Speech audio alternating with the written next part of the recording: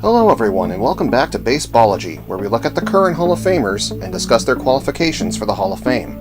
As always, I don't think anyone should be removed from the Hall of Fame, but I do like talking about the historical placement of these players as well as ranking them. Today's player is a little difficult to address. Not on a statistical level by any means, but on an overall level. Today we're looking at a player who was very solid overall, did a little bit of everything, but didn't do anything great. And yet, I still think that there's a place in the Hall of Fame for him. Well, let's not beat around the bush any longer. We're going to talk about George Kell. No, that's George Kelly. You knew that. Thank you.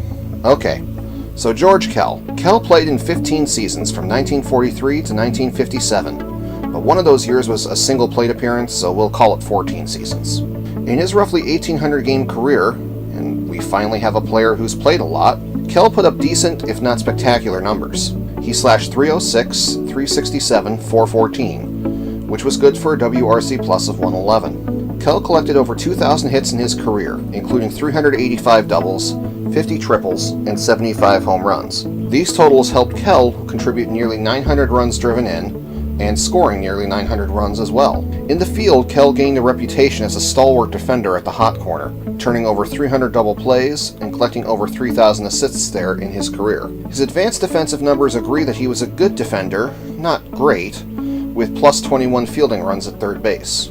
Kell was truly a jack of all trades but master of none when it came to playing baseball, but that doesn't really make for a good Hall of Fame case. Don't get me wrong, you need players like that on your team to help contribute. Guys who won't dazzle you with any numbers, but they will also rarely disappoint you as well.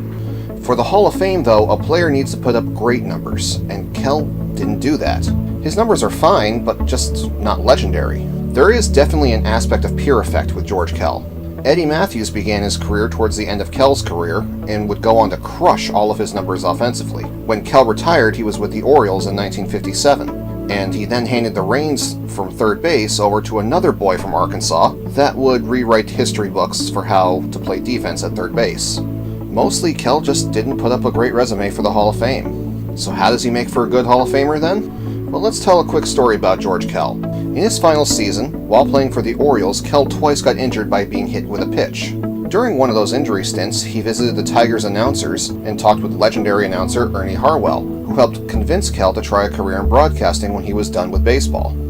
Following his retirement that season, Kell began a 40-year career with the Tigers as their play-by-play announcer on TV, and his country demeanor helped win over many Detroit fans and helped transcend him from good player to iconic status. The question becomes, do players that become announcers make for good Hall of Famers? And my answer is yes. If they were good players and fans enjoyed their broadcasting for a long time, they definitely belong in the Hall of Fame. George Kell qualifies for this as he brought joy for fans for almost 60 years between his playing days and his broadcasting career. Maybe it's a little sentimental on my part, but baseball has to be about sentiment, so I can't really argue with Kell being inducted due to his entire lifetime in the game of baseball. Thanks for watching today's episode on George Kell. If you liked what you saw, click the like and subscribe buttons below to get updates on the next video.